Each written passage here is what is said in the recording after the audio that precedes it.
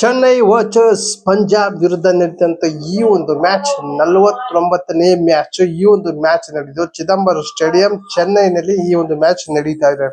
Total ಆಗಿ ಆಡಿರುವಂತ 9 ಪಂದ್ಯದಲ್ಲಿ CSK 9 ಪಂದ್ಯದಲ್ಲಿ 2 ಗೆದ್ದು 7 ಸೋತಿದೆ.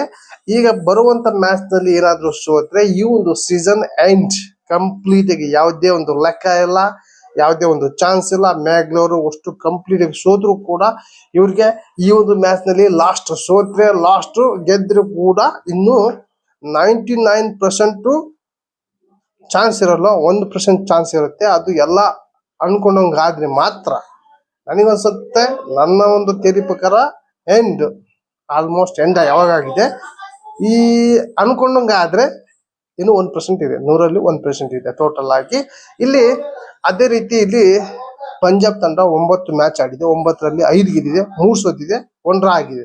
ಟೋಟಲ್ ಆಗಿ ಇವ್ರಿಗೆ ಏನು ಕೂಡ ಚಾನ್ಸ್ ಇದೆ. ನಾಳಿನ ಪಂದ್ಯಕ್ಕಿದ್ರೆ ಈಸಿ ಆಗುತ್ತೆ, ಸೋತ್ರು ಕೂಡ ಯಾವುದೇ ಒಂದು ತೊಂದರೆ ಇಲ್ಲ, ಇನ್ನೂ ಕೂಡ ಚಾನ್ಸ್ ಇರುತ್ತೆ, ಆರಾಮಾಗಿ ಆಡಿ ಬರ್ಬೋದು. ಫ್ರೆಂಡ್ ಟೋಟಲ್ ಆಗಿ ಈ ಒಂದು ಚಿದಂಬರಂ ಸ್ಟೇಡಿಯಂ ನಲ್ಲಿ ಪಿಚ್ ರಿಪೋರ್ಟ್ ನೋಡೋದಾದ್ರೆ ಇಲ್ಲಿ ಆಡಿರುವಂತ ಪಂದ್ಯದಲ್ಲಿ ಶೇಕಡಷ್ಟು ಆಡಿರುವಂತ ಪಂದ್ಯದಲ್ಲಿ ಬಹಳ ಪಂದ್ಯ ಸೆಕೆಂಡ್ ಬ್ಯಾಟಿಂಗ್ ನವರೇ ಗೆದ್ದಿರೋದು.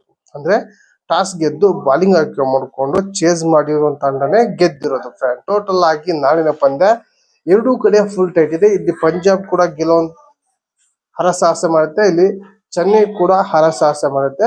ಇಲ್ಲಿ ಚೆನ್ನೈಗೇನಪ್ಪಾ ಅಂದ್ರೆ ಚೆನ್ನೈ ಹೋಮ್ ಗ್ರೌಂಡ್ ನಲ್ಲೇ ಗೆದ್ರೆ ಫ್ಯಾನ್ಸಿಗೆ ಸ್ವಲ್ಪ ಸಮಾಧಾನ ಆಗುತ್ತೆ. ಆದ್ರೆ ಮತ್ತು ಕೂಡ ಫ್ಯಾನ್ಸ್ ಎದುರಿಗೆ ಸೋತ್ರು ಕೂಡ ಇಲ್ಲಿ ಇನ್ನೂ ಕೂಡ ಕಷ್ಟ ಆಗುತ್ತೆ ಸಿಎಸ್ಕೆ ತಂಡಕ್ಕೆ. ಫ್ರೆಂಡ್ ಟೋಟಲ್ ಆಗಿ ನಾಳಿನ ಮ್ಯಾಚ್ ಕುತೂಹಲ ಇದೆ. ನಾಳಿನ ಮ್ಯಾಚ್ ಯಾರು ಗೆಲ್ತಾರೋ ಕೂಡ ಪಾಯಿಂಟ್ ಟೇಬಲ್ ಅಲ್ಲಿ ಇಂಪಾರ್ಟೆಂಟ್ ಆಗಿರುವಂತ ಪಾಯಿಂಟ್.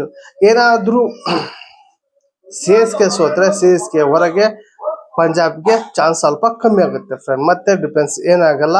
ಟೋಟಲ್ ಆಗಿ ಇನ್ನು ಮೇಲೆ ಪಾಯಿಂಟ್ ಟೇಬಲ್ ಅಲ್ಲಿ